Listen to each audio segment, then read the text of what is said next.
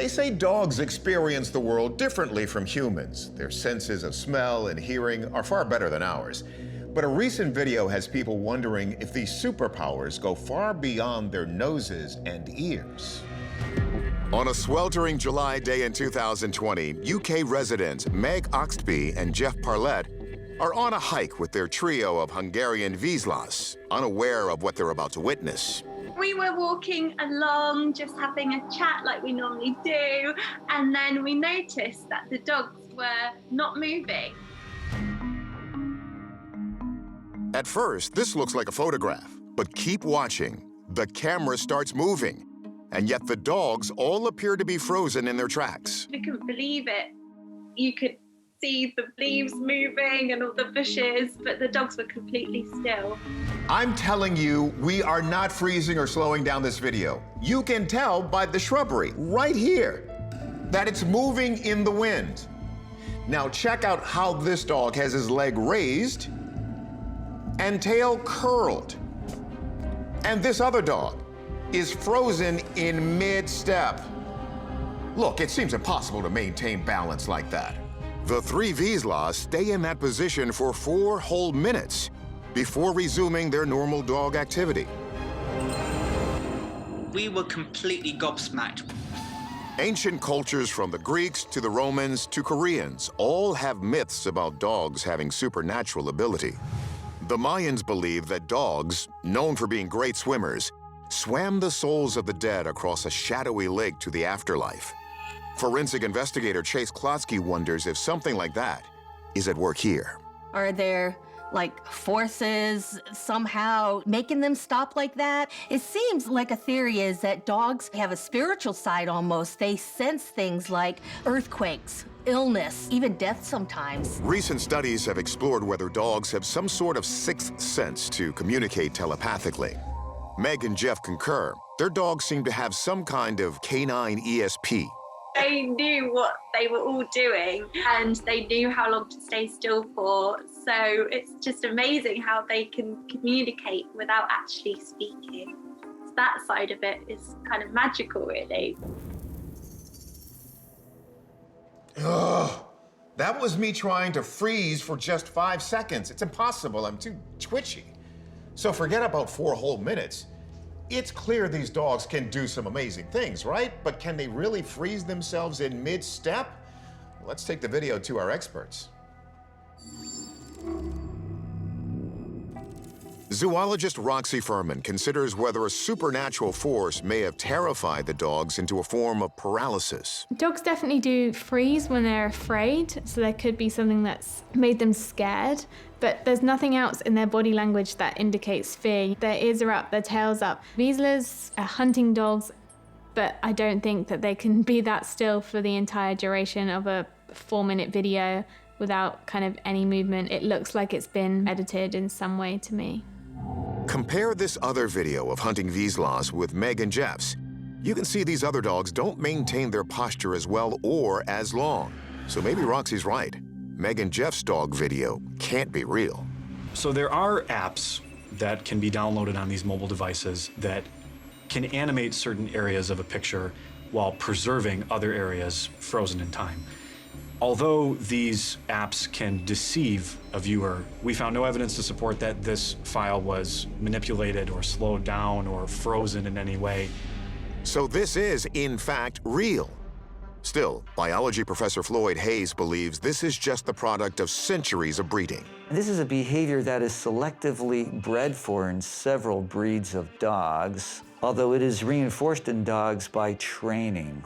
In fact, they actually can be trained to lift a paw above the ground when they are pointing. Hayes may be onto something here. At the end of the video, we do see the dogs unfreeze as soon as a bird flies away.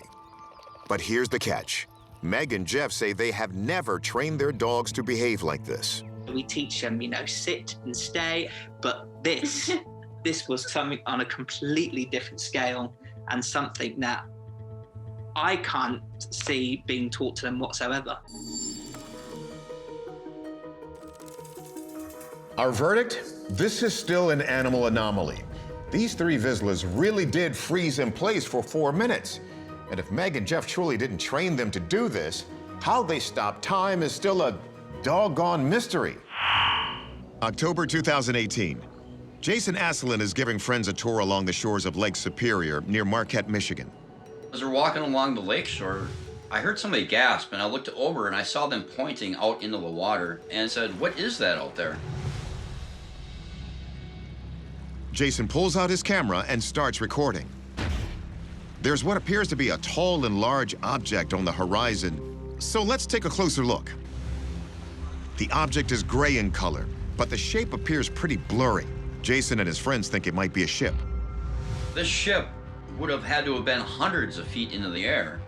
We never thought that it was a ghost ship at the time, but when I got home and watched the video, that's all I could think of. We just saw a ghost ship. Since the late 1800s, there have been hundreds and hundreds of shipwrecks that have occurred on Lake Superior. It's definitely a dangerous patch of water that is essential for trade, but very risky to travel on. From the SS Western Reserve in 1892 to the Hudson in 1901, many large freighters have sunk in bad weather, only to be seen again, allegedly plying the waters long after a tragic wreck. According to local legend, one of the most famous ships to have gone down is the SS Bannockburn. Locals call it the Flying Dutchman of Lake Superior, and people still claim to see it to this day. That's a reference to the legendary Flying Dutchman, the doomed 17th century ship that's been sighted and spoken of for centuries. Jason can't help but wonder if this is the mysterious phenomenon he's captured on camera. We just witnessed something out of this world. There's a poem about the world's most famous phantom ship with the line, "They who see the Flying Dutchman never, never reach the shore. But when it comes to getting answers, never say never." Here's what we found. First, science writer and forensic video analyst Mick West focuses on the shape of the object in Jason's video. He notes that most famous shipwrecks in Lake Superior are freighters with steam engines. This looks different. It looks like a sail ship. I don't know whether they have big sail ships on the Great Lakes, but that's what it looks like, and if that's unexpected, then that's a clue that it's not actually a ship. Next, the team considers another possibility. Physicist Dr. Michio Kaku says it might be a mirage. A mirage is caused by temperature inversion, and dense air bends light more than hot air. A temperature inversion can make images below the horizon visible, distorted in the distance. So could the weather be causing this effect?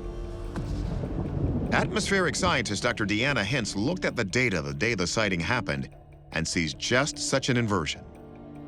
The temperature is decreasing and it's actually getting closer to zero.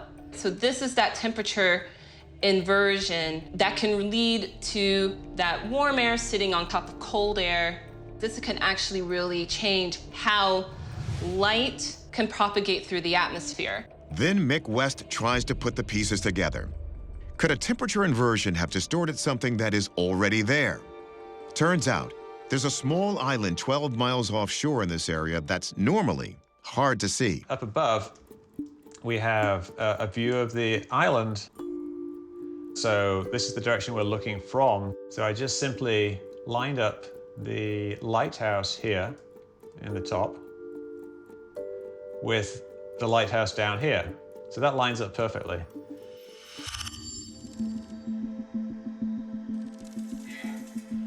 So what is that thing? The key for us was the temperature data and that island.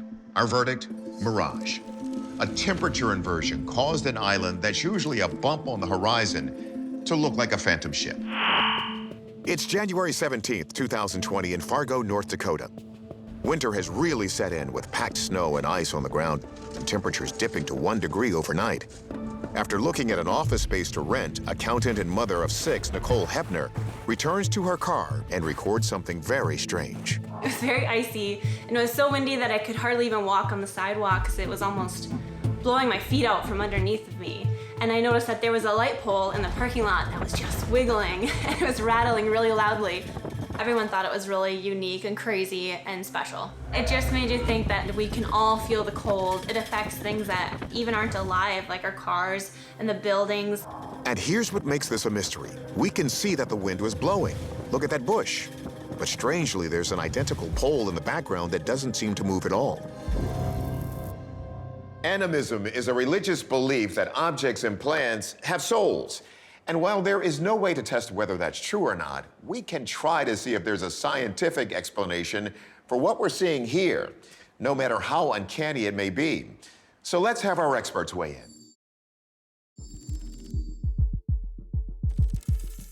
Could the cold have caused this? Atmospheric scientist Dr. Deanna Hens has pulled up the weather data from that day when temperatures were well below the freezing mark. Typically speaking, these kind of poles easily withstand cold temperatures.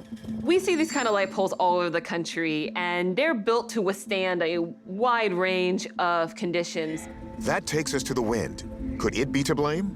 Given that hint that the wind was affecting the bush within the video screen, I just wanted to check and see the wind speeds. It turns out that they were going at a pretty healthy clip, anywhere from roughly about 30 to closer to 40 miles per hour. In fact, Hens says a blizzard was blowing through the region that weekend, at times causing whiteout conditions. But physicist Dr. Hakeem Olushehi says it's not only the speed of the wind that matters, but its direction and frequency. Any gust of wind is not going to cause a light pole to shake in this way. What we're looking at potentially is resonant phenomena, and so what matters is the frequency of the wind. Everything solid has a natural frequency of vibration. Well, you don't have to hit an object with a hammer, you can hit it with the wind. The wind makes vibrations in this lamppost, and these vibrations are magnified if they resonate with the length of the lamppost. So when the vibration of the wind hitting the light post has the same frequency as the natural frequency of the post, it amplifies the vibration, causing this resonance effect. Physicist Dr. Michio Kaku says if the resonance were to get strong enough, the light pole might actually collapse. That's what happened in 1940 in Washington. The Tacoma Narrows Bridge collapsed as a consequence of wind. Wind passing over the bridge, causing the entire bridge to oscillate like a snake. This is a phenomenon known as aeroelastic flutter, which occurs when the energy from the wind is rapidly absorbed by the structure and converted into mechanical vibrations. So, our verdict. It was certainly cold enough in North Dakota to make people shiver, but the light post is vibrating so violently because the wind gusts are causing resonance. And the adjacent light post isn't moving because the wind is hitting it at a different frequency. Perhaps because the vibrating post is in a tight wind tunnel. It's May 2020, and when Alexa Walkovitz learned her mother's dog, Lala, was lost, she and her friend Anna did something you might find hard to believe. We look in our home, we pick the settings, and we just think really, really long and hard about Lala. Let's visualize in our mind us finding her. What? Well, believe it or not, it's all about an app called Randonautica. Alexa and her friend set an intention and thought of her mother's dog. The Randonautica app, which claims to direct people to a real-world encounter with those intentions, then displayed random GPS coordinates near her home in the Mojave Desert. We're walking forward, and Anna turns to me and kind of like says, "What's that?" There was a little animal. Where did you come from? And I realized it was a dog. I didn't even see it. Take another look. Out of nowhere, this dog appears in the desert. Now, it turned out this dog wasn't her mother's. It had escaped from a nearby property. And although Alexa never found Lala, she is convinced the app taps into the power of the mind. It was kind of a healing adventure because maybe that was my dog speaking through that dog and was trying to say to you, like, listen, it's okay. Here I am to comfort you for a moment.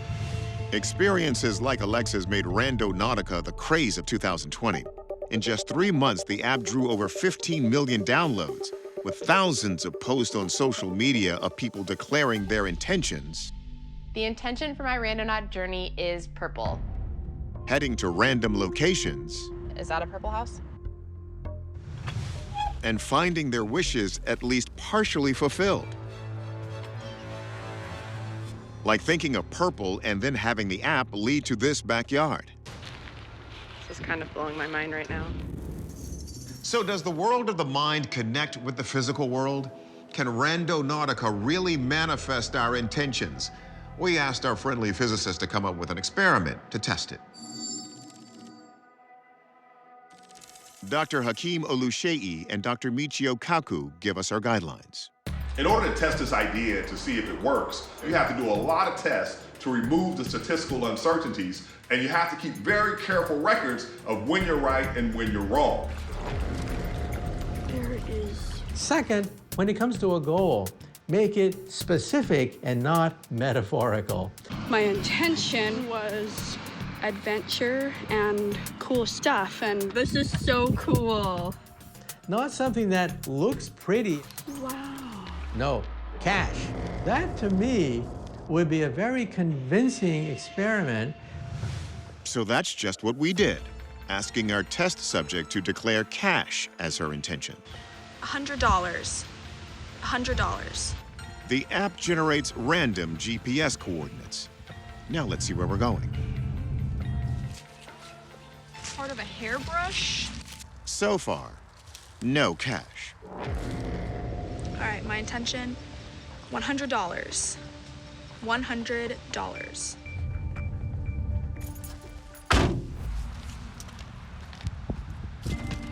Found a weird buckle thing. Our subject keeps repeating the experiment. My intention, $100. Then, at one location, no dollar bills, but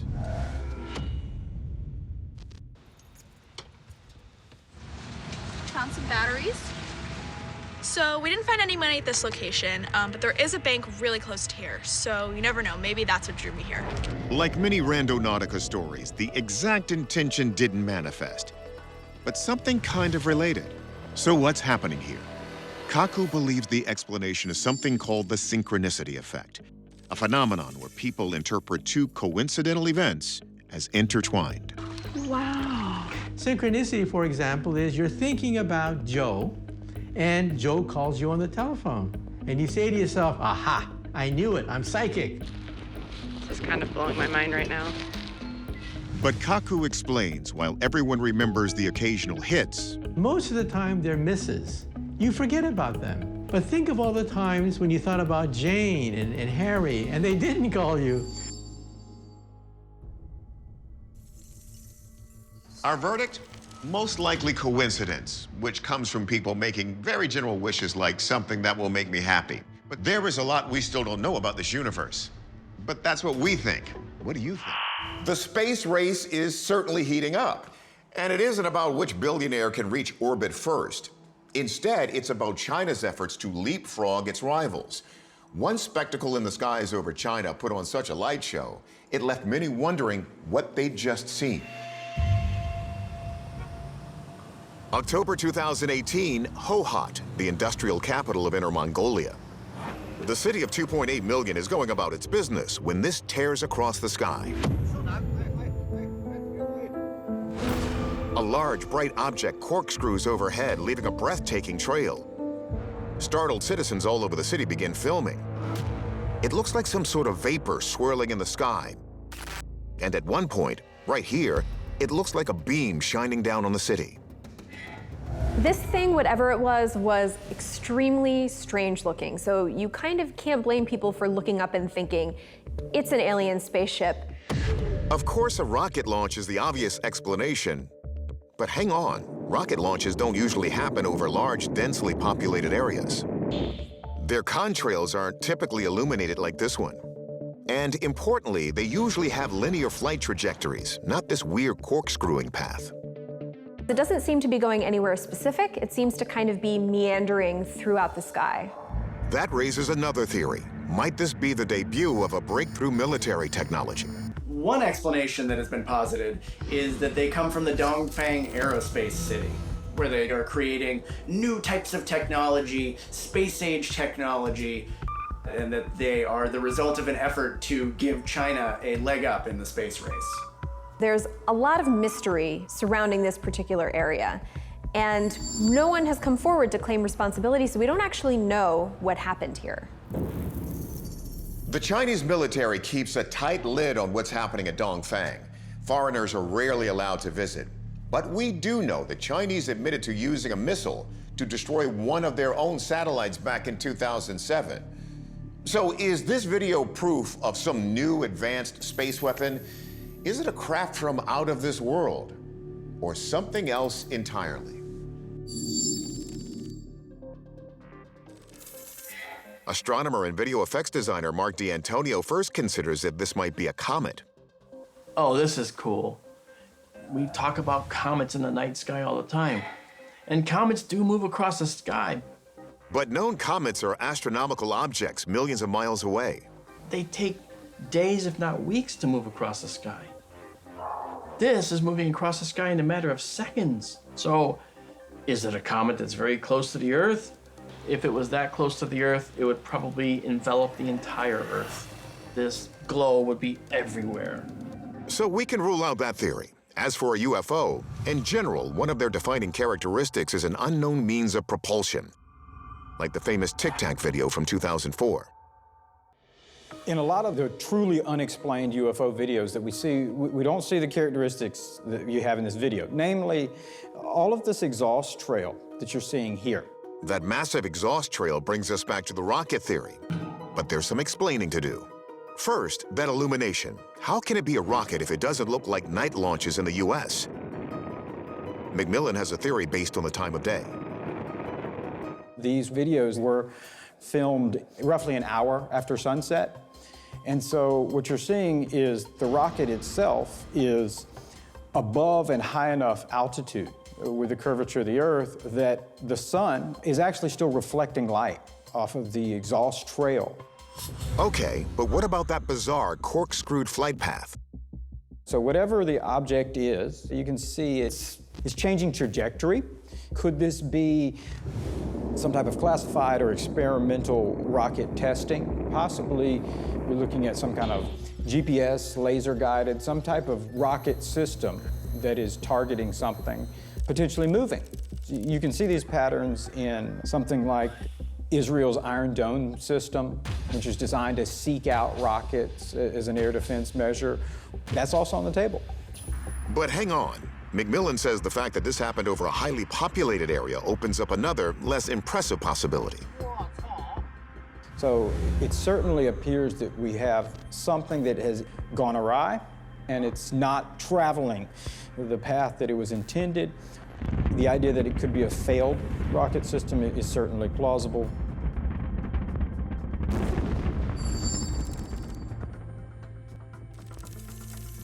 Our verdict here? This was a Chinese rocket, but what it was and whether this video captured a failed launch or a success, we can't say. If the Chinese launched at night to keep it secret, well, we can safely say that didn't work. One thing is certain, the new space race is underway and the Chinese government is building its own space station. So we are sure to hear more about their ambitions in the coming years. It's December 2011 in Pyongyang, North Korea.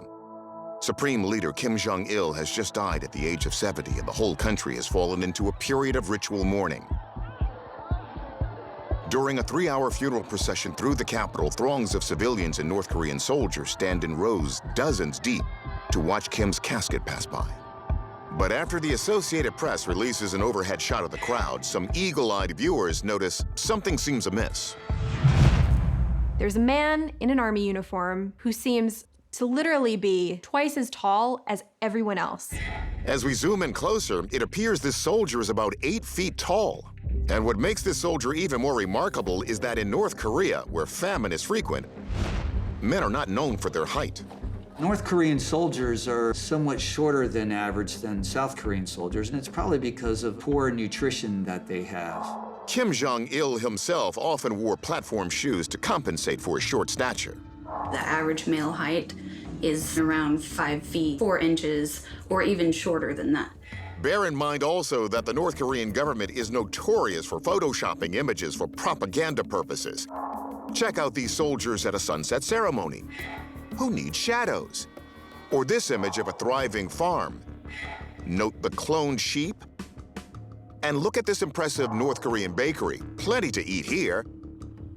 And the workers can even stack the loaves in identical piles. North Koreans are world-renowned for their propaganda and their hyperbole and their exaggeration. So it wouldn't be at all surprising if they tried to slip something in, like we have incredibly tall soldiers. Another theory? The photo is real, and the regime is actually engineering super soldiers in a secret lab.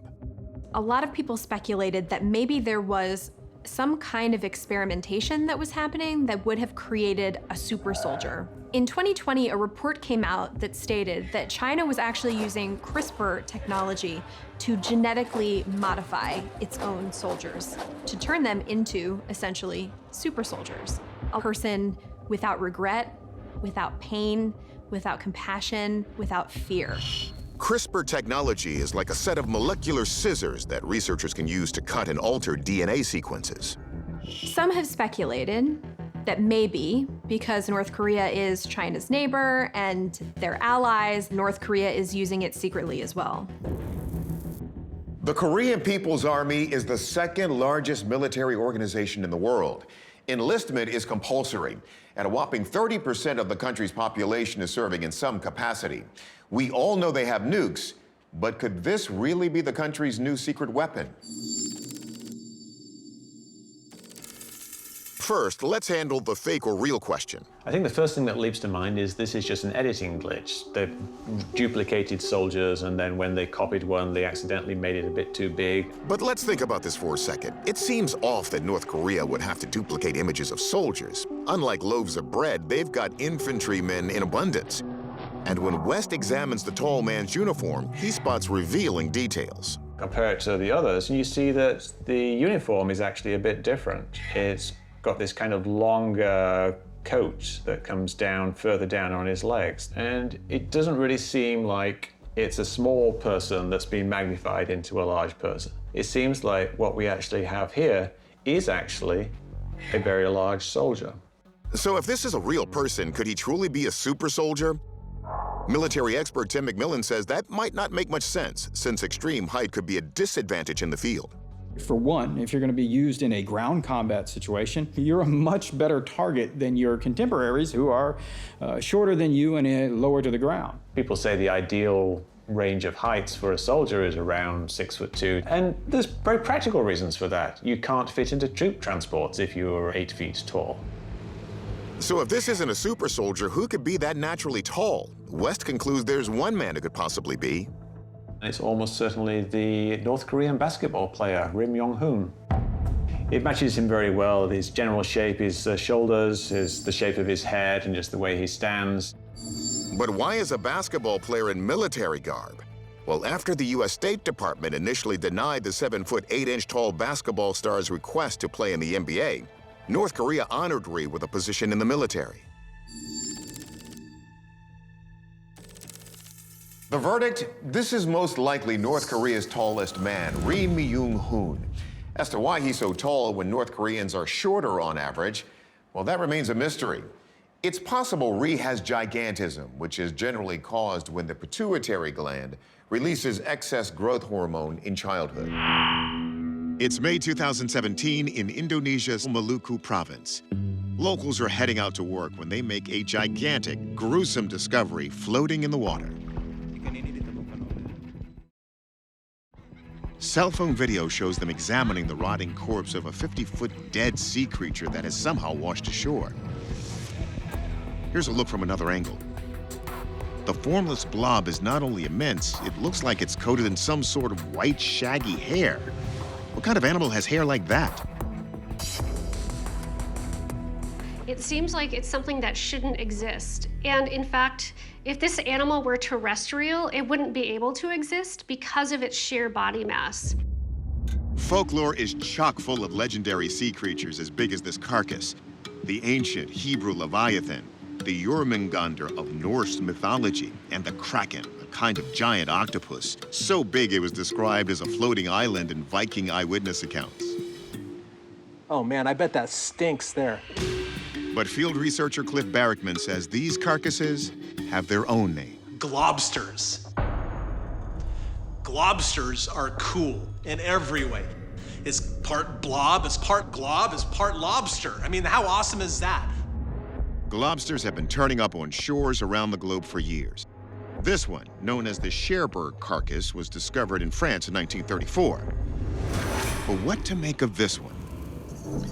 Globsters have also washed up on beaches in Florida, New Zealand, Bermuda, Canada, and South Africa, but they've never been spotted in the water alive. So what exactly are we looking at here? Let's turn to our analysts. Wildlife biologist Lucy Eckersley first focuses on that amorphous mass of tissue. I think these could be mistaken for lots of different sea animals, and because they look kind of squishy, you might think that they look like a giant octopus or a giant squid. A giant squid? But look. We can see some exposed bone. This video clearly shows this creature has a spine, so it can't be an invertebrate. Next question, what to make of that hair? What looks like hair across this creature is actually fibers of collagen. Marine biologist Dr. Shay Conger says that collagen, a protein that provides structure to skin, bones, and tendons, is the biggest clue. When components of the body begin to break down, the collagen begins to emerge. And because collagen doesn't break down as quickly as other tissues, these globsters can start to take on a hairy appearance that you wouldn't expect or be able to explain if you weren't familiar. So what was this before the sea decomposed it into a globster? This is actually pretty typical of what I would expect to see in regards to the carcass of a large whale. You can see some striations on the bottom of this object, and that is what we would expect to see in the mouth cavity of a large whale, such as a blue whale. And Conger should know. As you can see, she's been up close and personal with globsters herself. To witness firsthand one of these animals at close distance, to the human mind, is almost unsurmountable. You're looking at the scale of an animal that's bigger than anything that's ever lived on the planet. And so to unpracticed eyes, they seem absolutely impossible.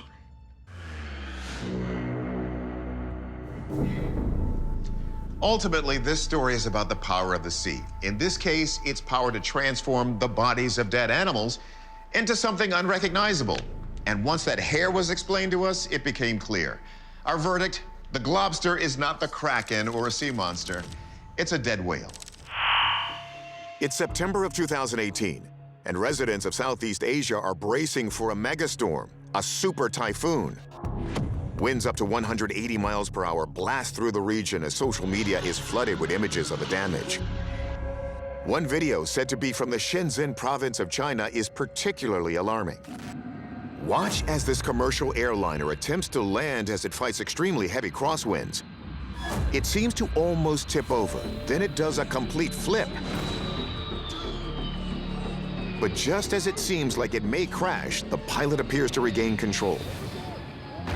The footage quickly goes viral as it triggers many people's worst fears of flying. But watch again. A number of things seem off about this footage, not least of which are the supposed typhoon conditions. Certainly the winds are strong, but it doesn't look like there's any rain or even a ton of cloud cover. Planes land in tough crosswinds all the time.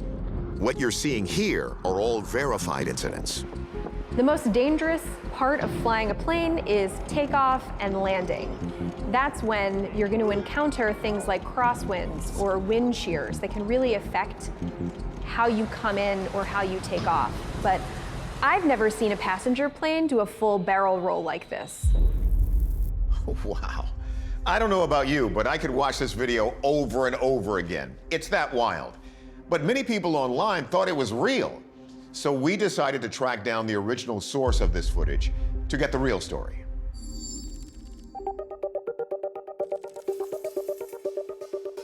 The creator of this clip is Minnie Sirbis, a filmmaker in Los Angeles. So this video was 100% CGI, a CG plane, fence, sky, everything. But here's the thing. Minnie never claimed the video was real. That was someone else. Somebody stole my footage. When the video went viral, it wasn't through my YouTube channel. It was through somebody else's Facebook post. And I only learned about it after it got millions of views. So clearly, many people were duped. But still, could an airliner flip like this in real life? Commercial planes, they're not designed to do barrel rolls and things that you might see from military jets. As the plane goes through these rolls, it appears to successfully recover off camera. That really wouldn't be consistent with what we would see in a commercial plane. You're going to lose any propulsion that you have at this point because you have a catastrophic shift in this plane that is designed not to do this. Just to be certain, we asked physicist Hakeem Oluseyi if any kind of weather system could cause a plane to flip, like in this video. A plane maintains its lift via the headwind, right? It's the relative speed of the plane going into the wind. And if there is a crosswind, then that will be perpendicular to the headwind. So it would act independently. So it could shift the plane side to side independently of the forward back motion. But now there's also a twist. There's also a rotational motion, which is also independent. So that's why the ideal wind to create something like this is a fast headwind with a tornado going around it in this way. That kind of wind would leave a trail of destruction. But look, in the video, the fence and tower are intact and undisturbed. So, our verdict? There's no question. This is a hoax. Minnie told us he still has no idea who passed off his CGI project as real or why. But you can be sure that when we see stuff like this, we'll be sure to call it out.